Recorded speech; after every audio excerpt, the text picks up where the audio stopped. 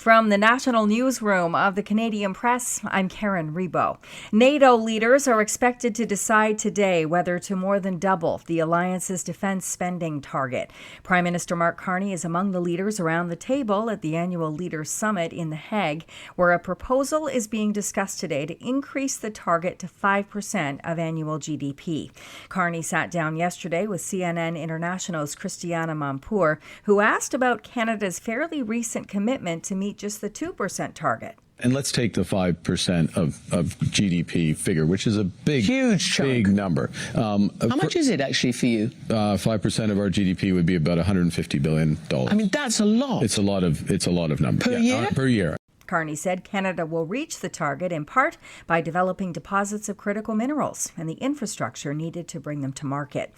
U.S. President Donald Trump is standing by his claim that the U.S. airstrikes on Iran's nuclear facilities were a complete success. Early U.S. intel reports suggest the strikes only set back Iran's program by a few months. But at the NATO summit, Trump said he believes Iran's nuclear stockpile was obliterated. It's not like moving a package or taking this carpet up and moving it. It's very difficult. It's very dangerous to do.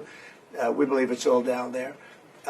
We had a tremendous victory, a tremendous hit. Prime Minister Mark Carney's major projects bill is being introduced today in the Senate, where it's expected to get a speedy ride before coming to a vote later this week. Federal Justice Minister Sean Fraser says the Liberal government will introduce a crime bill this fall to implement stricter bail conditions and sentencing for some crimes. Conservatives have attacked the Liberal government for years of being too soft on crime. We hear from Canadians more broadly that there is a challenge with the criminal justice system.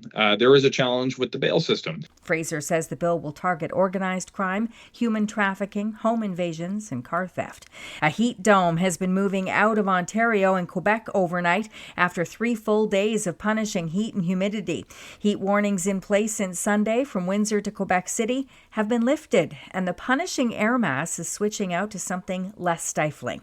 Record-breaking temperatures were felt this week in Toronto, Ottawa, Montreal, where the mercury hit 32 to 36 degrees, but the humidex meant it felt like the mid-40s. Here's Canadian Press reporter Jason Smith. The heat has been so bad it forced parts of Toronto's subway lines to reduce train speeds, and it caused problems for the streetcar network's overhead wires.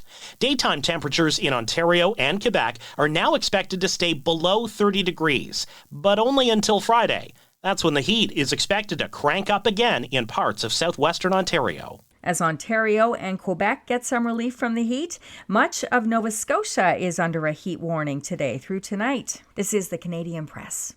In sports, Canada's men's soccer team is headed to the quarterfinals of the CONCACAF Gold Cup to face Guatemala after a 2-0 win over 9-man El Salvador in a chaotic, ill-tempered game last night in Houston. The Toronto Blue Jays' George Springer knocked out his 8th career Grand Slam in the 8th inning last night, and the Blue Jays opened a 3-game series in Cleveland with a 10-6 win over the Guardians. And in NBA news, a person with knowledge of the deal says the Dallas Mavericks and Kyrie Irving have agreed on a 3-year, $119 million contract. The NBA All-Star guard is still recovering from a torn ACL that will sideline him into the next season. The new contract would align Irving with co-star Anthony Davis, who joined the Mavs in the trade that sent Luka Doncic to the Lakers in February. The Mavericks, with their number 1 pick in tonight's NBA draft, are expected to select Cooper Flagg. From the Canadian Press, I'm Karen Rebo. Thanks for listening. Don't forget to follow and subscribe.